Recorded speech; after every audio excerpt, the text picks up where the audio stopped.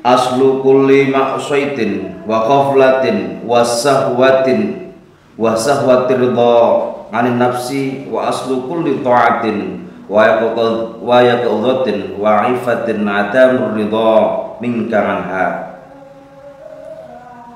Pokok dari semua maksiat dan kelalaian serta syahwat itu karena ingin memuaskan hawa nafsu. Sedang pokok dari segala ketaatan, kesadaran dan kesopanan, akhlak budi ialah karena ada pengekangan atau penahanan terhadap hawa nafsu. Allah Subhanahu wa taala berfirman, "Wa ma ubarri'u nafsi innan nafsa la ammaratun bisu'i illa ma rahima rabbi inna rabbi ghafurur rahim." Dan aku tidak mengakui kebersihan diriku karena hawa nafsu.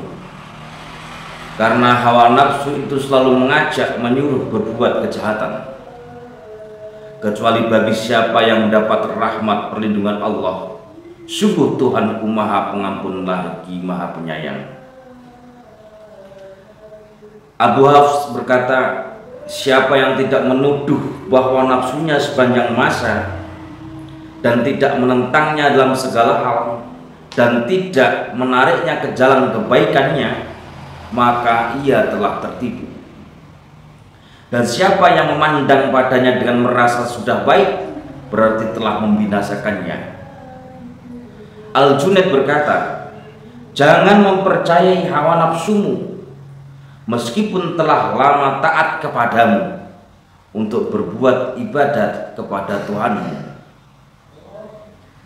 Tentang selalu hawa nafsu dan syaitan dan jangan menurutkan, tantang selalu hawa nafsu dan syaitan dan jangan menurunkan keduanya, meskipun keduanya itu memberi nasihat kepadamu untuk berbuat kebaikan, tetap engkau harus curiga dan berhati-hati. Hawa nafsu itu ada di dalam diri kita. Hawa itu sebuah keinginan kita untuk kepuasan diri kita. Itulah hawa nafsu. Ketahuilah hawa nafsu ini sangat berbahaya. Ketika Allah SWT menciptakan nafsu, ma'anti ya nafsu, siapakah kamu wahai nafsu? Maka jawaban nafsu ini sangatlah sombong di hadapan Allah SWT. Lalu nafsu menjawab, ana, anta, saya adalah saya, anda adalah anda. Dan itulah jawaban nafsu. Ketika nafsu ini masuk ke dalam diri manusia dan bisa mempengaruhi manusia, maka dia tidak akan bisa menerima nikmat-nikmat Allah SWT yang diberikan oleh Allah SWT kepadanya. Semisal manusia diberikan sebuah jabatan tinggi, gajinya sudah besar, tapi karena terpengaruh dengan hawa nafsunya, dia tidak bisa mengendalikan hawa nafsunya. Walaupun dia sudah mempunyai jabatan tinggi, gajinya sudah banyak, sudah cukup, tapi masih mau korupsi, masih mau menggelapkan uang negara,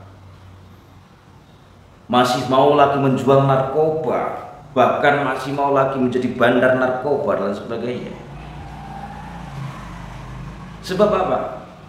Manusia kalau sudah dikendalikan dengan hawa nafsunya, maka dia tidak akan bisa melihat kenikmatan-kenikmatan yang diberikan oleh Allah SWT. Adanya cuma kurang dan kurang. Kalau manusia itu sudah bisa mengendalikan hawa nafsunya, saya yakin tidak ada kasus korupsi, tidak ada kasus penggelapan uang dan sebagainya. Makanya dalam rangka puasa ini, kita menjalankan ibadah puasa ini dalam rangka untuk melemahkan hawa nafsu yang ada dalam diri kita. Kalau seandainya para pejabat negara ini semuanya bisa mengendalikan hawa nafsunya, aman semuanya. Aman semuanya. Aman semuanya.